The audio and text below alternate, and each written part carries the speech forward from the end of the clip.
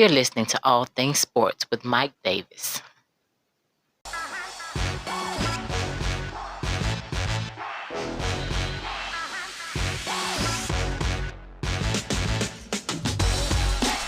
Hey, what's going on, everybody? Glad you can join me on another podcast of All Things Sports with Mike Davis. I thank you for including my podcast into your day.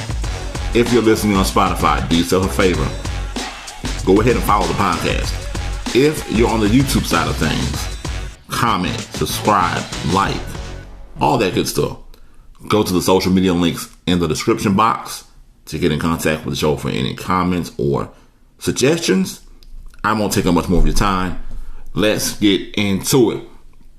All right, happy Thursday to you guys out there. We are one day away from making it.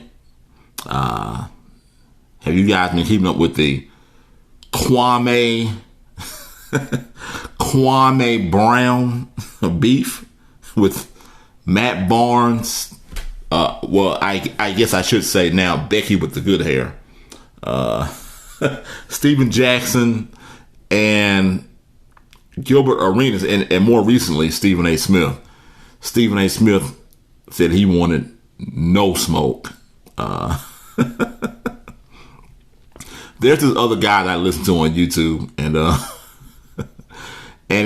his name is Jay the Black, and he talks about different things going on in the social world, and he was talking about the beef between Kwame Brown and the guys from All the Smoke, Matt Barnes and Steven Jackson, saying how, they're pretty much fake gangsters, studio gangsters, however you want to put it in.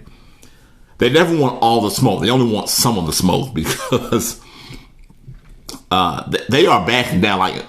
Like there's been no real response to Kwame Brown from these guys.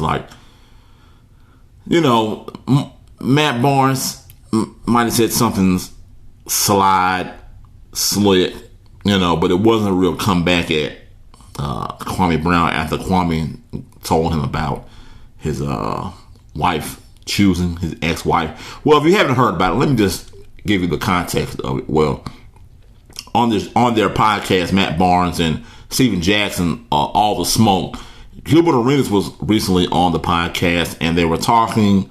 Somehow they got to talking about Kwame Brown and, the guy, Steven Jackson, being funny, saying that, Kwame Brown was one of the best draft picks of all time. A lot of people say he was a bust. I wouldn't exactly say he was a bust. I would call, what's the guy's name? Bennett from Cleveland when he got drafted. Wasn't he drafted by the Cavs, the center? I would call him more of a bust than Kwame Brown. You got Michael Olowokandi, the Candy Man from the Clippers. He's more of a bust. There are a lot of guys that are more of a bust than Kwame Brown. Brown played 12 years in the NBA. You don't play 12 seasons and be a bust. If you want to look at a real bust, you look at a guy like Andre Ware in the NFL. That's the definition of a bust. Tim Tebow is more of a bust than Kwame Brown. But Kwame Brown took exception to them slighting him. And he has been on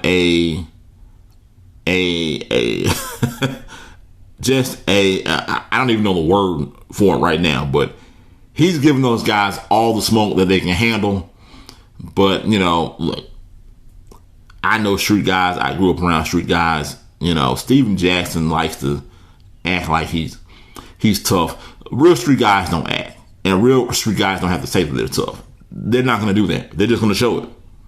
And, I do believe if these guys were to go at it man to man, face to face, I think Kwame Brown would handle all three. Kwame Brown is a Southern boy, a big, strong Southern boy. All right, look, enough about that. Let's get out of the monologue. Hey, look, I got a great show for you guys today. We are here to talk about who is your MVP of the 2021 NBA season. Look, it's really a three-man race, okay? You got Jokic from Denver. You got Giannis Antetokounmpo. Now I say his name right now. From Milwaukee. And you have Joel Embiid from the Philadelphia 76ers. Now, some people are going to throw in, I won't get into that right now. Look, let's go over the numbers. Okay, Nikola Jokic, how do you pronounce his first name? Nick? I'm just going to call him Joker. You know who I'm talking about. I've been calling him Joker all these years. But Jokic, you know who I'm talking about, from the Denver Nuggets. Now, his numbers, and we're just going to go over the primary numbers, 26 points, 10 boards, 8 assists. 26 points, 10 rebounds, 8 assists a game. Jokic shot 56% from the field, 39% from three-point land, and he's doing this without the help of Jamal Murray, as you know, towards ACL late in the season. The Nuggets are still going on strong. They really haven't missed a beat, honestly. So you got that right there in the Joker. Now let's move on to Giannis Antetokounmpo. Now Giannis is averaging 28 points a game. That's 2 more points than Joker. 11 rebounds a game. 1 more rebound than Joker. 6 assists a game. 2 assists less than Joker. Shooting the same percentage from the field, 56% from the field, but only 30% from three-point land.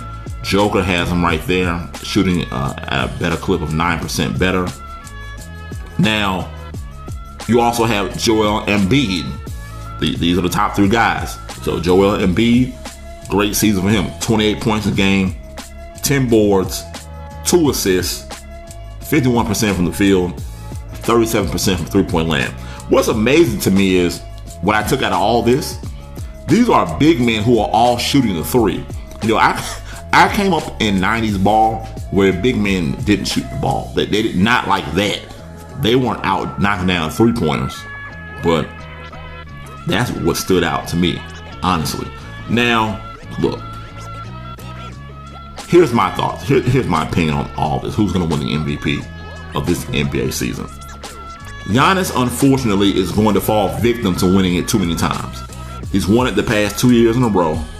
And I'll be honest with you, you can really give it to him this season. Have no problem with that.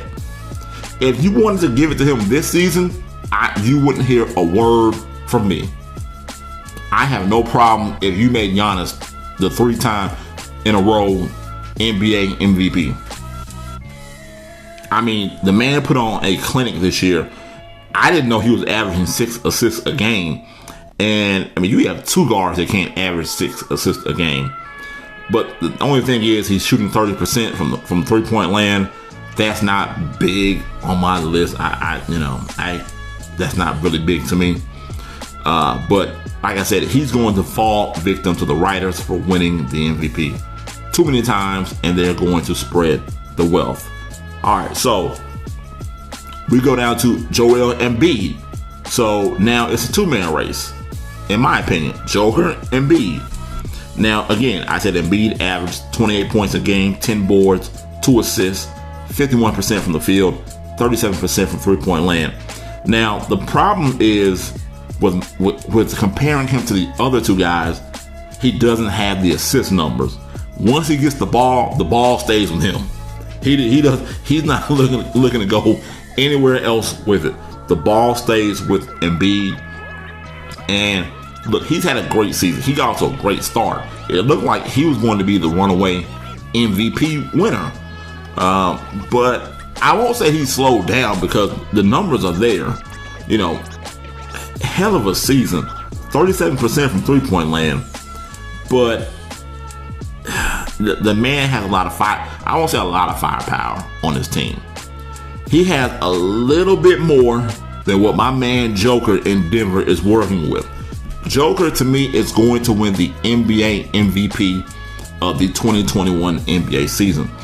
Again, 26 points a game, 10 boards, 8 assists, 56% from the field, 39% from three-point land. And he's doing this without his other star player. And to be fair, it wasn't like Jamal Murray missed 50 games. That's not the case. This happened late in the season. But Joker is leading his team in every category. So, and they're winning. They're in the West. And I just think that the MVP is going to make a stop in the city of Denver this season. Now, and I said that because when I said that Joker led his team in three categories, the main categories people look at, which is scoring, rebounds, and assists. I thought about Julius Randle because I did think that his name should have gotten some consideration. Look, he wasn't going to win it, but to just have his name in the conversation is a good thing for him. But when I look at Joel Embiid, because really it's between Embiid and Joker, I would honestly give it to Julius Randle, the Knicks, before Embiid.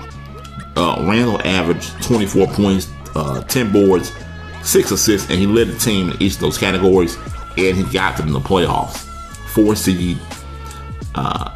So, honestly, I would have put Julius Randle above Embiid. That's just me. That's just my thinking. And no, I'm not a Knicks fan. I'm not a Knicks fan at all.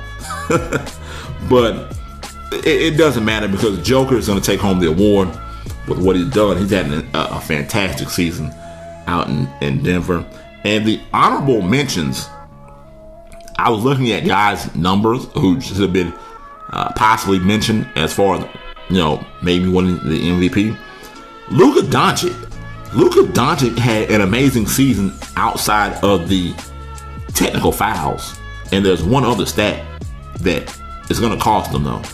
So Doncic averaged 28 points a game, 8 boards, 8 assists, but he averaged the most turnovers of any of the guys that I mentioned and the next two guys that I'm going to mention. He averaged 4 turnovers a game. That's more, like I said, it's more than any of the guys that I mentioned so far, and it's going to be more than the next two. Chris Paul was up to win the MVP award. 16 points a game, 4 boards, 9 assists. The man has been nothing short of amazing in Phoenix. I mean, he's got the Suns playing like the old 90s Barclays Phoenix Suns. And you could have made a case for him. Personally, I just don't think he would have won it. Look, great season out in Phoenix. And the reason I mention Paul, because you hear a lot of people in the national media putting Chris Paul in the consideration, but to me, his numbers just don't stand out to the other guys that I mentioned. This is a race of the big men, the top 3 guys who I mentioned before, with Embiid, Giannis, and Joker. And for just my opinion, I would put Julius Randle ahead of Joel Embiid. Also, you're going to be shocked by this name that I mentioned next. Who could have been a possible MVP? I think he's the MVP candidate. Somebody's going to give him a vote, maybe. But that's Rudy Gobert from the Utah Jazz. Rudy Gobert, I know Shaq clowned him for his numbers, but Shaq doesn't understand that basketball, look, the NBA is a different game now from when he played. But Rudy Gobert is putting up 14 points a game, 13 boards, 2 blocks, and his defensive presence that he brings is to me is along the lines of Ben Wallace, who recently was elected into the Hall of Fame. His defensive awareness is right up there with Big Ben. So those are my honorable mentions. I don't think they'll win. Luka Doncic, Chris Paul, Rudy Gobert. Luka Doncic had an amazing season. 28 points, 8 boards, 8 assists. He's going to win an MVP one day in his career. But the 4 turnovers a game took him out. If he doesn't have those 4 turnovers a game, he's right there to win an MVP. Right there. But like I said, I think Joker is going to win it. It's really a 3-man race between Joker and Giannis and Embiid. Me personally, I will put Julius Randle ahead of Embiid. because I think that Julius Randle did more with less than Embiid did. But in my opinion, Joker's winning the MVP, and I'm right. Hey, look, there's the whistle. You just heard it right there.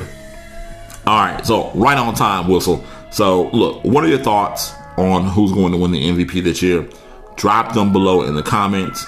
And, look, we can debate down there on who you think. Do you think I'm crazy? Because I think Julius Randle is a better candidate than Embiid. Let me know. All right, this day in sports history, people. On May 20th, back in 1991, we're talking about MVP, so you know who I'm talking about. Chicago Bulls star Michael Jordan was named the NBA's MVP. Hey, look, guys, that's all I got for you today, people. I thank you for including my podcast into your day. If you're listening on Spotify, do yourself a favor. Follow the podcast. If you're on the YouTube side of things, go ahead, like the video, subscribe, comment, like, all that good stuff. Go to the social media links in the description box to get in contact with the show with any comments or suggestions. You've been listening to All Things Sports with Mike Davis. And remember, it's your world. I'm just giving my opinion. I'm out. Peace.